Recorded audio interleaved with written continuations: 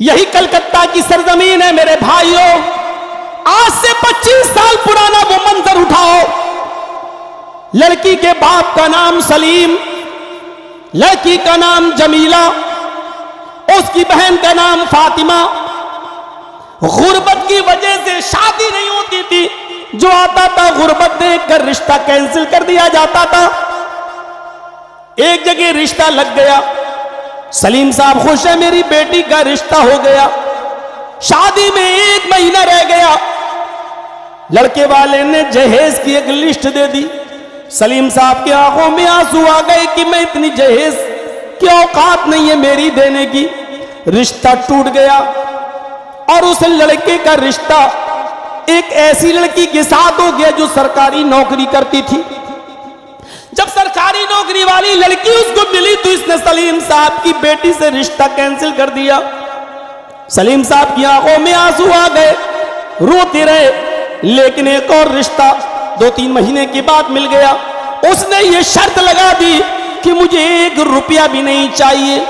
जो कपड़े पहने होगी उसी कपड़े में तुम विदा कर देना। मुझे 1 रुपया भी नहीं चाहिए। बगैर जहेज के शादी हम करेंगे और शादी सुन्नत रसूल के मुताबिक होगी। सलीम साहब ने कहा ठीक है, फिर 1 महीने का टाइम दो। उधर से लड़के ने कहा जब शादी सुन्नती के मुताबिक करना है, मुझे आपसे कुछ लेना नहीं है और मुझे भी कुछ देना नहीं है, तो 1 महीना क्यों, मैं कल आ रहा हूं और कल ही विदा कर दीजिए, रुखसत कर दीजिए और मैं आपकी बेटी को लेकर चला आऊं। वो लड़का पहुंच जाता है, निकाह हो जाता है। वली की जरूरत लड़के को नहीं पड़ती है, लड़की को पड़ती है।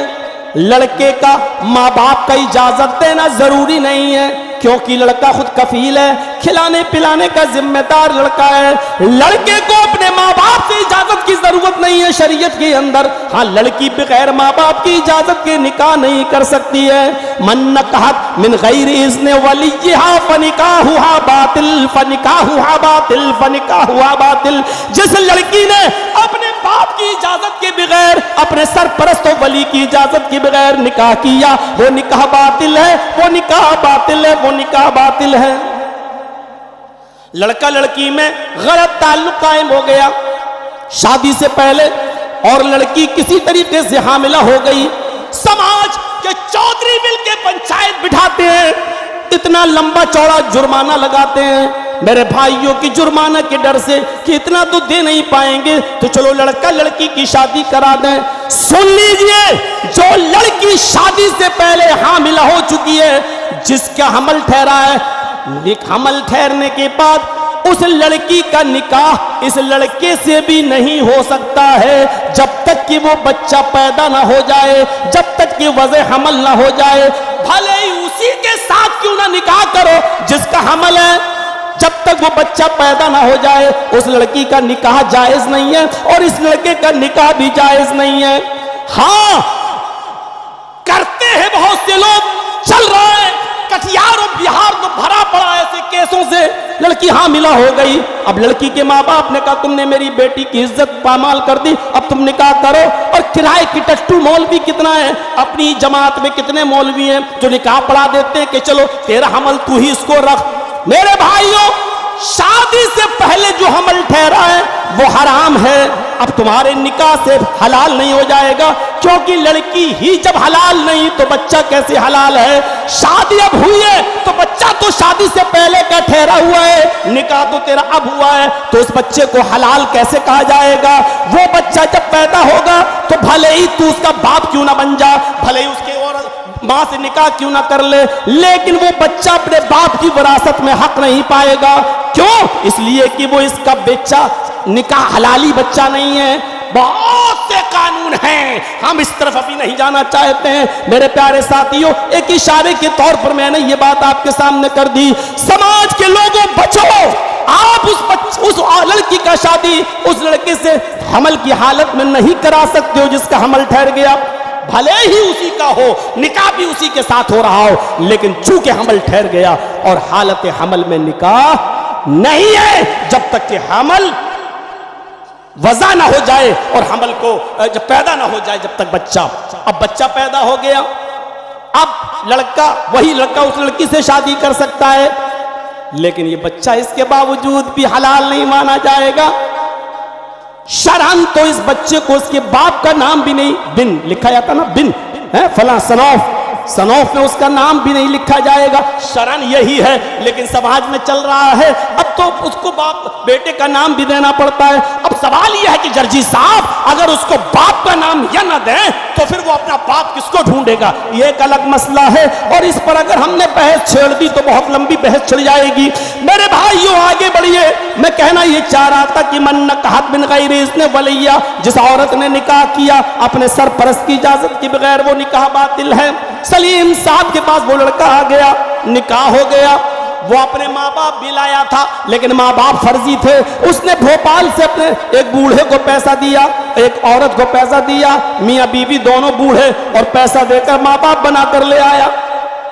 इसके बाद वो निकाह के बाद उस लड़की को ले गया जिसका नाम जमीला था, उस लड़की को ले जाता है।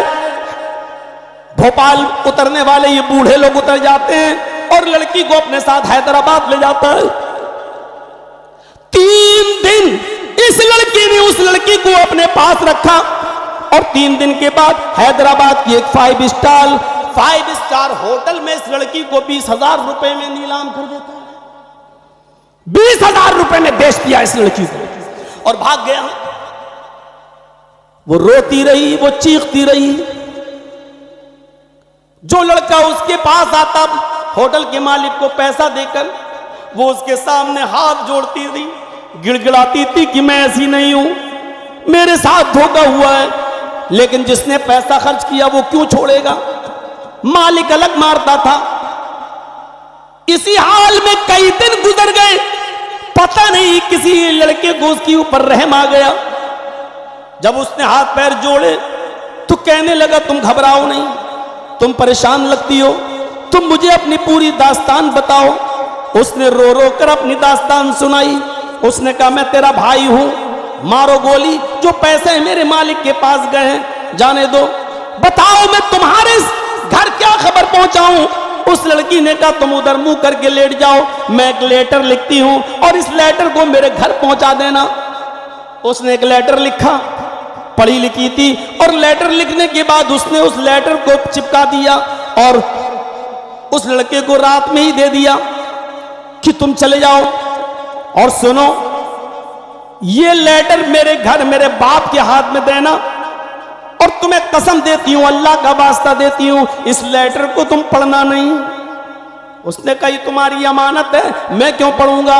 उसने उस लेटर को पकड़ा, रात ही में वो निकल गया और जो ट्रेन कलकत्ता से हैदराबाद से कलकत्ता आने वाली थी उसी ट्रेन में बैठ जाता है।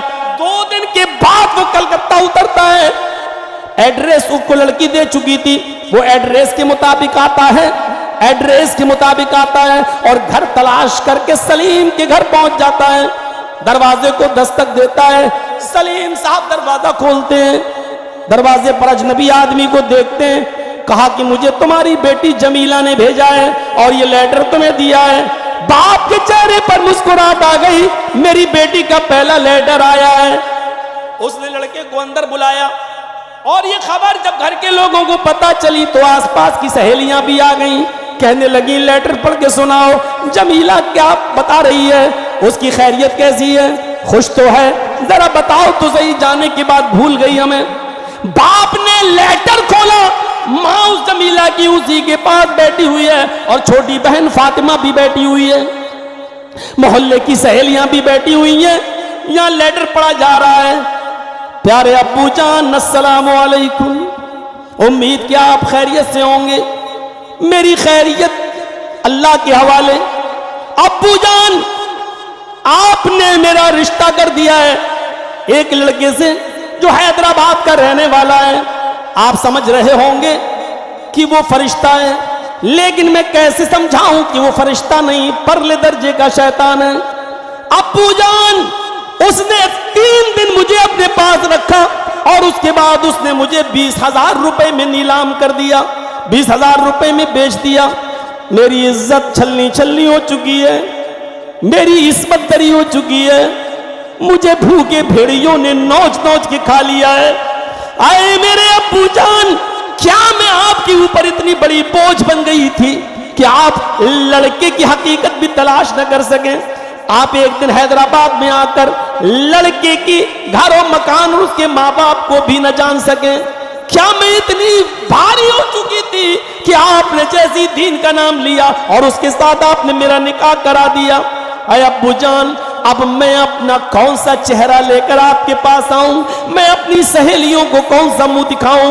मैं अपनी छोटी बहन के सामने कौन सा चेहरा लेकर आऊं? अरे अब्बू, मैं आपको बताना भी नहीं चाहती थी, लेकिन लेटर इसलिए लिख रही हूं क्योंकि मैं अपनी एक छोटी बहन फातिमा को छोड़ के आई हूं।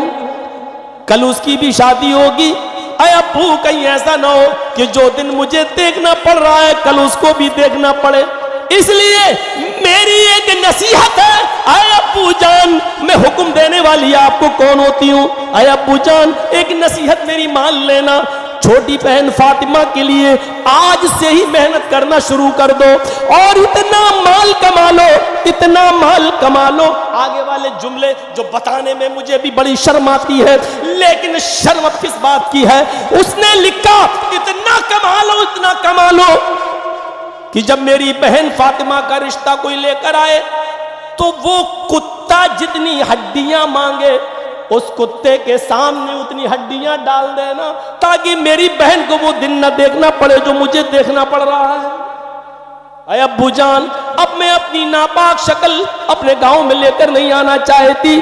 आपकी बहन, आपकी बदनसीब बेटी जो आपकी नहीं, हाँ उसमें जुमला भी लिखा था। अरे अब्बू जान, सुबह का सूरज निकलने से पहले मैंने अपना फंदा दुपट्टा पंखे में लटका रखा है और सुबह का सूरज निकलने से पहले आपकी बेटी दुनिया छोड़ चुकी होगी। मुझे मालूम है कि खुदकुशी हराम है, लेकिन मेरा अल्लाह जानता है ऐसी दलदल में ऐसी जिंदगी गुजारने से बेहतर मेरा मर जाना है। अरे अब्बू जान, आखिर में आपकी बेटी जमीला बदनसीब जो आपकी ना हो सकी और उसने हमेशा हमेश के लिए दम तोड़ दिया, फांसी के फंदे पर लटक कर उसने अपनी जान दे दी।